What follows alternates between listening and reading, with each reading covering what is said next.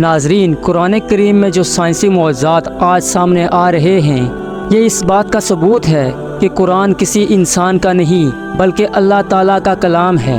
قرآن میں اللہ تعالیٰ نے لوگوں کو بار بار اس طرف متوجہ کیا ہے کہ مظاہر فطرت پر غور و فکر کریں اور ان میں سے اس کی نشانیاں تلاش کریں۔ قرآن کریم کی ایک آیت میں اللہ نے اس دنیا کے سب سے حقیر اور کمزور مخلوق کی مثال بیان کی ہے، جس میں موجودہ مطلب کو سمجھ کر ایک انسان اس دنیا کا اصل مطلب جان سکتا ہے۔ تمام جانداروں میں یہ نشانیاں موجود ہیں، لیکن چند ایک خاص طور پر وہ ہیں جن کا ذکر اللہ تعالیٰ نے قرآن پاک میں فرمایا، اور انہی جانداروں میں سے ایک مچھر ہے۔ جب قرآن پاک میں مکڑی اور مکھی کی مثال بیان ہوئی تو مشرک کہنے لگے کہ بھلا ایسی حقیر چیزوں کے بیان کی قرآن پاک جیسی اللہ کی کتاب میں کیا ضرورت؟ تب اللہ تعالیٰ نے ان کے جواب میں یہ آیت نازل فرمائی۔ اللہ تعالیٰ اس بات سے بالکل شرم اور ندامت محسوس نہیں کرتا کہ وہ کسی مچھر کی مثال بیان کرے یا اس کے اوپر کی کسی چیز کی۔ جو مومن ہیں وہ یقین کرتے ہیں وہ ان کے پروردگار کی طرف سے سچ ہے، اور جو کافر ہیں وہ کہتے ہیں کہ اس مثال سے خدا کی مراد ہی کیا ہے۔ اسی طرح اللہ تعالیٰ کے ایک ہی بات کے ذریعے بہت سے لوگوں کو گمراہ ٹھہراتا ہے اور بہت سے لوگوں کو ہدایت دیتا ہے، اور اس سے صرف انہی کو گمراہی میں ڈالتا ہے جو پہلے سے ہی نافرمان ہیں۔ مچھر بے شک ایک معمولی اور غیر اہم سا جاندار ہے، مگر اس پر غور و فکر کیا جائے تو اس میں بھی اللہ تعالیٰ کی بہت ساری نشانیاں دیکھنے کو ملتی ہیں۔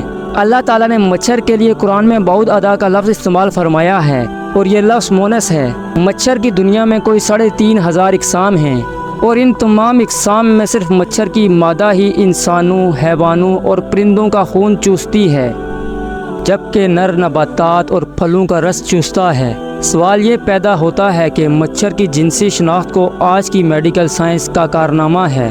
آج ہمارے پاس ایسی جدید مائکروسکوپ ہیں جو کسی شے کو ہزاروں اور لاکھوں گنا بڑا کر کے دکھاتی ہیں، جبکہ قرآن پاک نے بعوض ادا کا لفظ بول کر 1450 سال قبل بتا دیا تھا کہ وہ مچھر جس سے انسانوں کو تکلیف پہنچتی ہے وہ مادہ مچھر ہے، نر نہیں۔ منافقوں نے اگرچہ مچھر اور مکھی کے چھوٹے پن کی وجہ سے قرآن پاک پر اعتراضات کیے، لیکن اگر ان میں تھوڑی سی عقل ہوتی اور اس چھوٹی سی مخلوق کی ساخت اور بناوٹ پر غور و فکر کرتے تو وہ سمجھ لیتے کہ اس کے بنانے میں باریک بھی نہیں اور عمدگی کی ایک دنیا صرف ہوئی ہے کہ جس سے عقل دنگ رہ جاتی ہے۔ امام جعفر صادق اس چھوٹے سے حیوان کی خلقت کے بارے میں ارشاد فرماتے ہیں، اللہ تعالیٰ نے مچھر کی مثال دی ہے، حالانکہ وہ جسامت کے لحاظ سے بہت چھوٹا ہے، لیکن اس کے جسم میں وہ تمام اعلیٰ اعضاء ہیں جو خشکی کے سب سے بڑے جانور کے جسم میں ہیں، یعنی ہاتھی، اور اس کے علاوہ بھی اس کے 2 عضو یعنی سینگ اور پر ہیں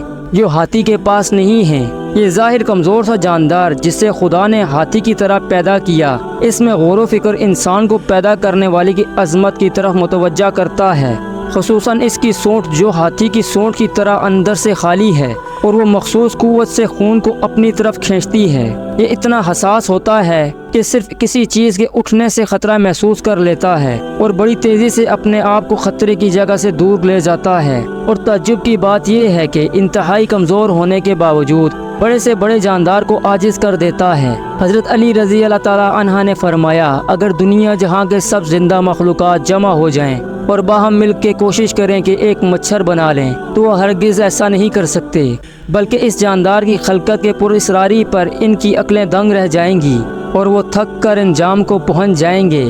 آج میڈیکل سائنسدانوں نے مچھر کی 3,500 کے لگ بھگ اقسام کھوج کی ہیں، لیکن یہ تعداد یقینی نہیں ہے۔ اب ان کی کل اقسام کتنی ہیں یہ تو صرف اللہ تعالیٰ ہی جانتا ہے۔ میری طرح آپ میں سے بھی بہت سے لوگوں کے ذہنوں میں یہ خیال آیا ہوگا کہ آخر اس مثال کا مطلب کیا ہے، لیکن جب آپ ایک مچھر کی آنکھ کو دیکھیں گے تو آپ کا دماغ مفلوج ہو جائے گا، کیونکہ مچھر کی ایک آنکھ کے اندر بھی کئی آنکھیں ہیں اور یہ تمام آنکھیں ایک ساتھ کام کرتی ہیں۔ جو آپ اس کے بارے میں جان لو گے تو تب آپ کے ذہن میں بھی یہ آیت کریمہ آئے گی سائنس نے اس مچھر کے بارے میں بہت کچھ انکشافات کیے ہیں کہ یہ چھوٹی سی مخلوق کتنے انسانوں کی جان لے سکتی ہے۔ یہ تو بہت تفصیلی باتیں ہیں، مگر چند باتیں ایسی ہیں جو میں آپ کے ساتھ شیئر کرنا چاہوں گا۔ مچھر کی 100 آنکھیں ہیں جو سب کے سب اس کے سر میں ہیں۔ ایک مچھر کے 48 دانت ہیں، اس کے 3 دل ہیں اور تینوں مختلف قسم کے ہیں۔ مچھر کی سونٹ میں 6 چھریاں ہیں اور ہر چھری کا اپنا کام ہے۔ مچھر کے دونوں طرف 3/3 پر ہیں۔ مچھر کے اندر حرارت کا پورا نظام ہے اور اسی کے ذریعے انسانی جلد کی رنگت کو تاریکی میں پہچانتا ہے۔ مچھر کی سوئی میں نشہ کرنے کا نظام ہے جس سے کاٹتے وقت انسان کو محسوس نہیں ہوتا اور کاٹی ہوئی جگہ خون چوسنے سے سوج جاتی ہے۔ ایک مچھر کے اندر خون کا تجزیہ کرنے کا نظام بھی ہے، اس لیے وہ ہر خون نہیں چوستا۔ اس بارے میں سائنس کی سب سے حیران کن تحقیق میں یہ بات سامنے آئی کہ ایک مچھر کے اوپر اس کے پر ہوتے ہیں جو اس سے بھی ہلکے ہوتے ہیں، اور مچھر کے پر کے اوپر ایک مائکروسکوپک پیراسائٹ ہوتا ہے، ایک جاندار جو مچھر سے بھی حقیر چیز ہے، جو تمہیں اپنی آنکھ سے نظر بھی نہیں آتا۔